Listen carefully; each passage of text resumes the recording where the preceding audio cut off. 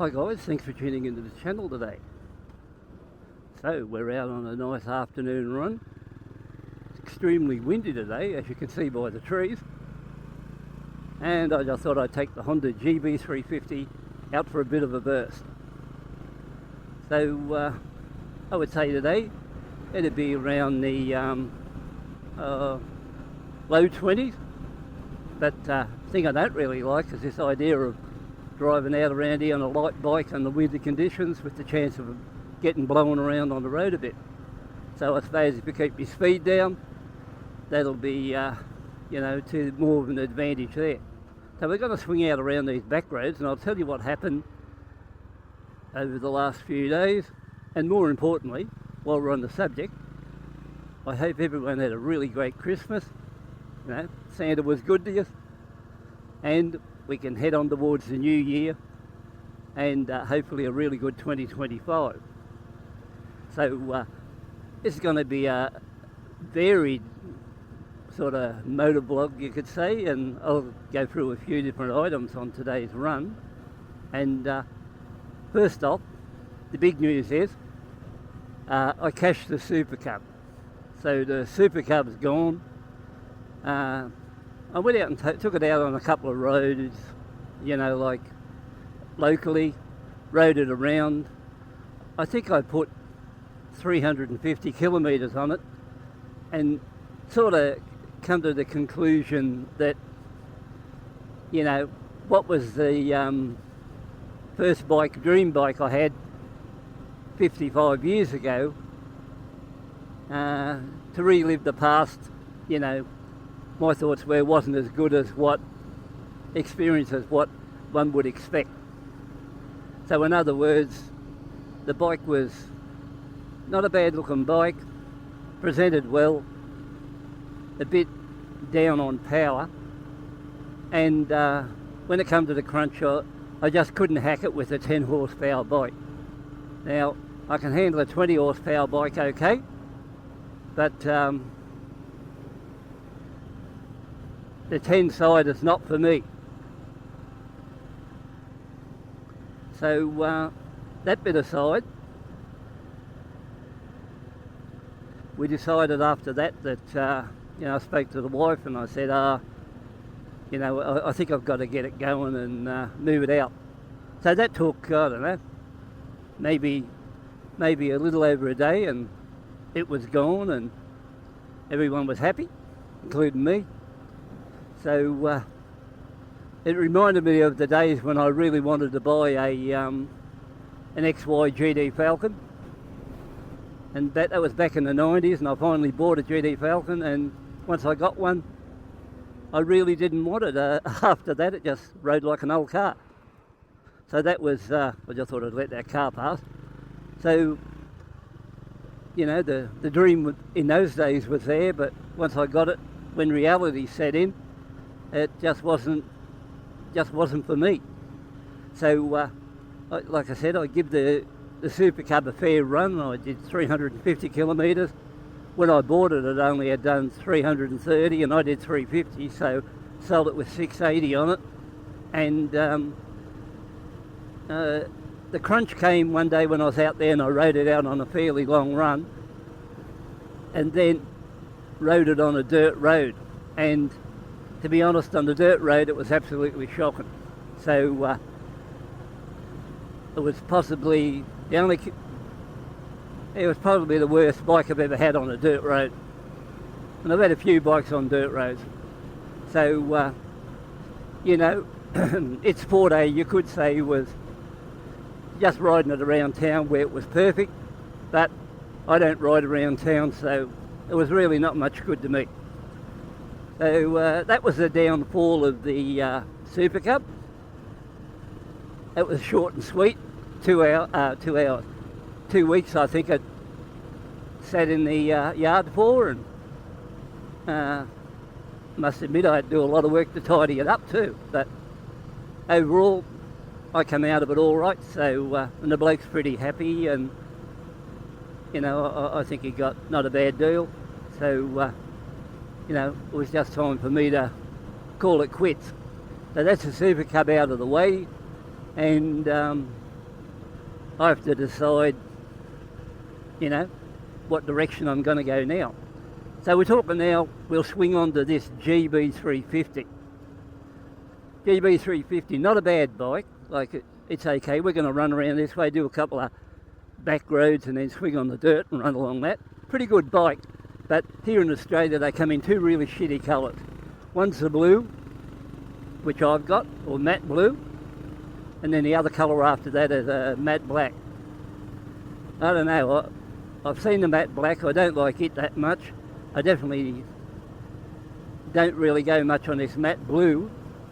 What I'm thinking of doing, I'll evaluate this bike over the next couple of weeks, I think. And if I say, oh, well, I'll take the risk, I might respray this a different coloured blue, just like they do with the Indian Highness bikes, which look really good. Now, like I said, I'm just going to give this a couple of weeks to decide what I'm going to do, because once you get out and touch the colour on a bike, naturally the resale value drops a bit. So, you know, whether you do a good job or not, people like to see them in original. So I have to decide whether or not I'm prepared to take that bit of a risk. But then again, these aren't really easy bikes to sell anyway, so probably wouldn't matter what colour you painted it. People always get there and tell you the crap about how they can sell things and how they can't. But over the years I've had that much experience selling cars and bikes, especially cars. Oh yeah, then bikes too. They're nowhere near as easy as what some people make out they are. So, you know, the higher you stay on the price, the longer you got it for. But overall I do believe these GB350s are pretty good bikes.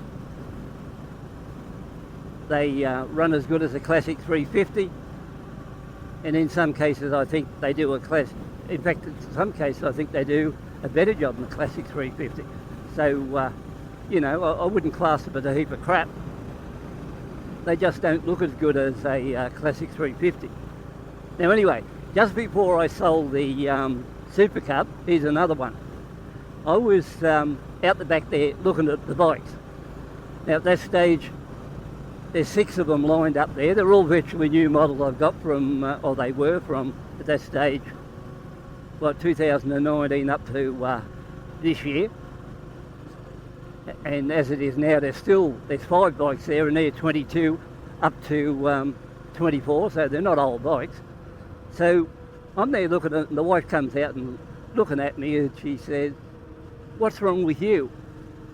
And I said to her, I don't know, I said, "I really wouldn't mind buying a really good bike." And she said to me, "A really good bike, and you got 6 of them there, and you want another one?" And I'm just sort of looking at it, never said nothing, just sort of looking what's going on. And I said, I don't know. I said, "You know, I've had a lot of good cars." He said, "Yeah, too many." And I said, "Yeah, but I've never had a really good bike." So, you know, I've had a lot of bikes, but I just don't class I've had myself a really good one.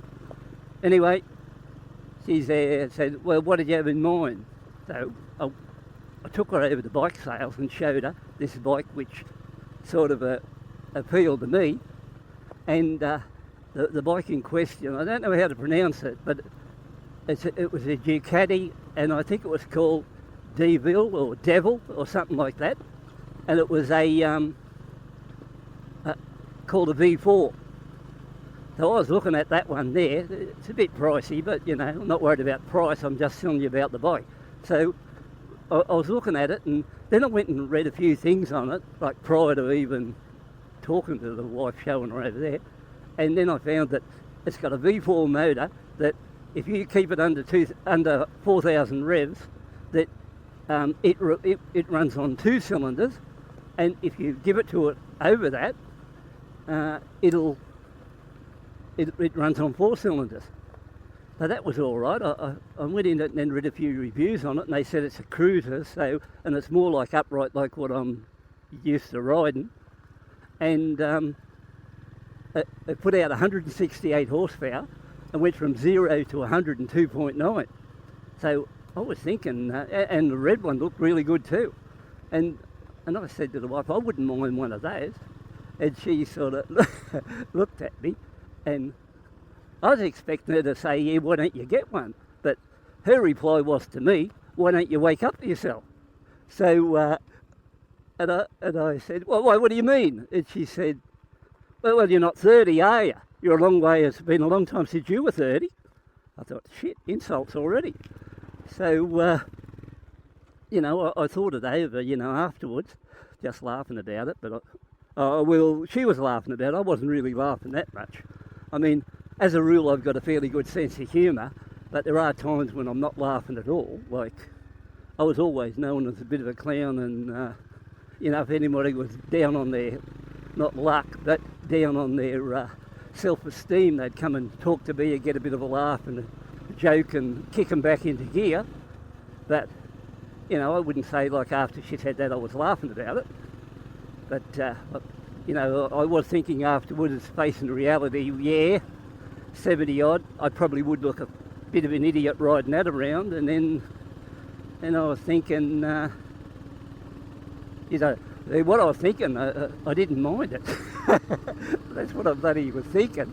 So, but I don't know. I don't know if I could, you know, buying one thing, hopefully liking one would be another, and then if you did anything stupid, I don't know, you'd probably be dead.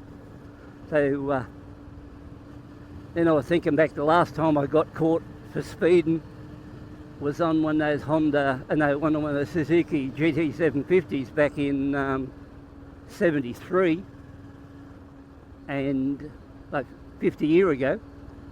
That was the last time I was done in for any traffic offence, and I was thinking, if I bought one of these friggin' Ducatis, I may be looking for trouble.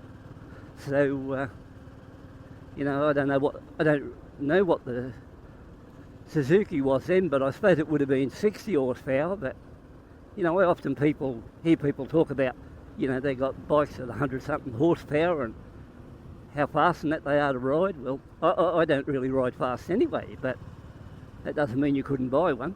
But the fact is, I don't know. Sometimes, you know, I've had trouble with fast cars that you always want to test them, and fast cars aren't as quick as fast bikes. So I don't know.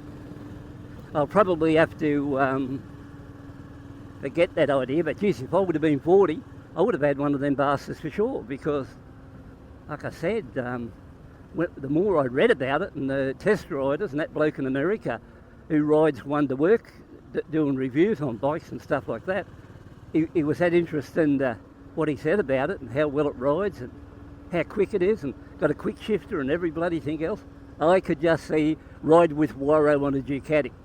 But the only trouble is, when I got off the bastard, would be they'd see some old prick get off it, and you expect a younger bloke with a sports, you know, around 30 get off it. So I don't know.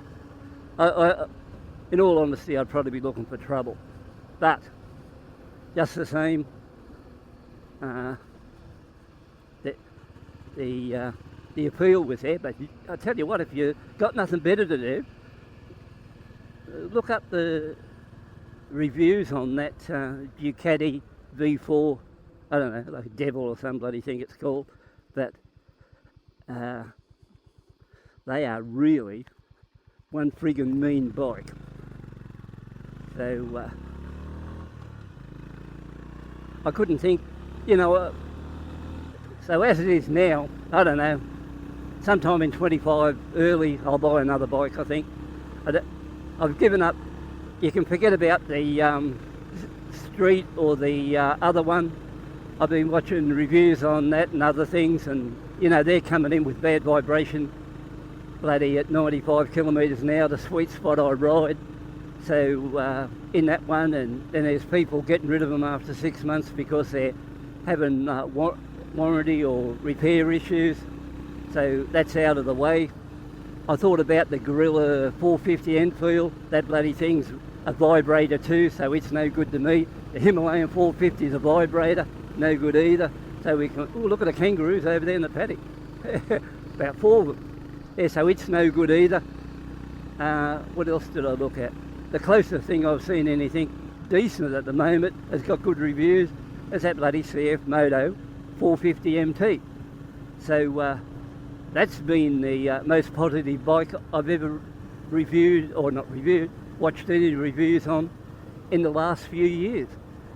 I also thought about the bloody putting a pre-order in on the Interceptor Bear. They're only 12 grand, something like that. Could have had one of them, but they reckon that shower suspension is that bloody bad that it's only suitable for riding around in the flat roads or the really good roads in the USA. And if you get one in Australia, it'll jar the bloody back off you. So forget about the Bear too. So I don't know. I might have to, if I go and think, I might have to settle for a another, you know, the classic 350. I might have to have another crack at one of them. I just don't know which way to go, and you know, stuff like that. I had a guy ask me in questions the other day. I never heard from him after I answered his questions, and he said, what is a better bike, an X-Max 300 or a Forza 350? So in the end I told him I thought the Vespa GTS 300 was a better bike than both. So the only trouble I had, I was a bit far away from the dealer in case anything went wrong with that particular bike. But you know, that bit aside, you got to tell it as you see it, and you know when you tell them and piss them off because your sub count drops. That's, you know, that is the way it is. So this has been an interesting little ride around. I'm just trying new camera settings on this trip. I'm using a ND filter on the front of my GoPro.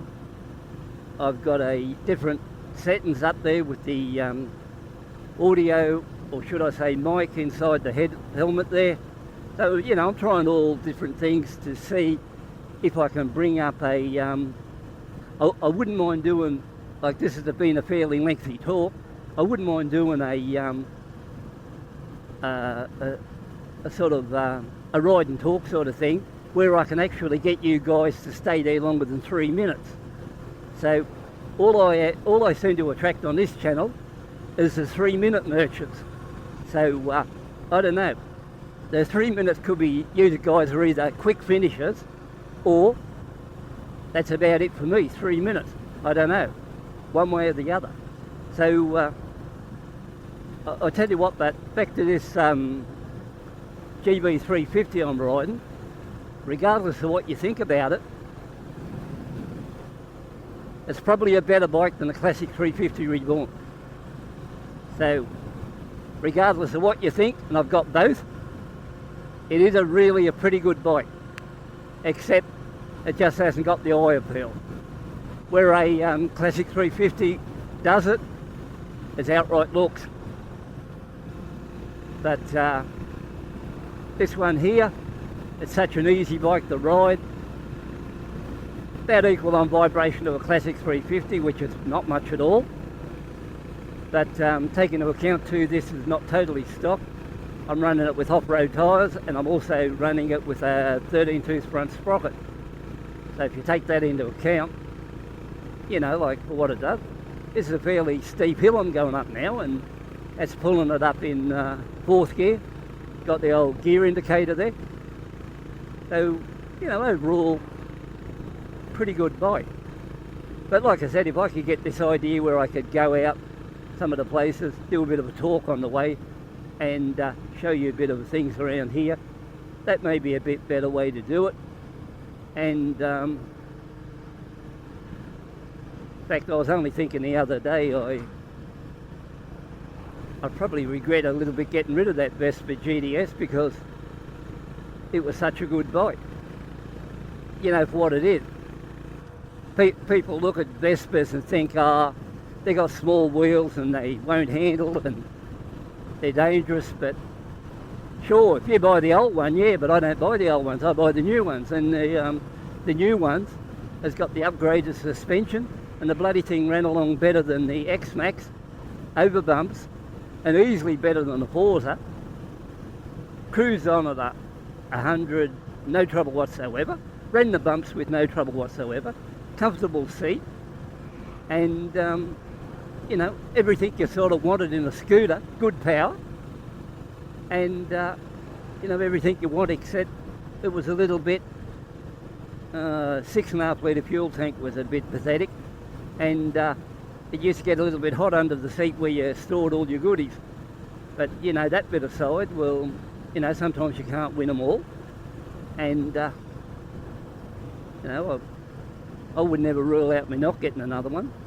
But don't get me wrong, you know, if your budget doesn't get you to a stage where, like, between an X-Max 300 or a Forza, you know, you got to pay an extra $3,000 if you want a Vespa.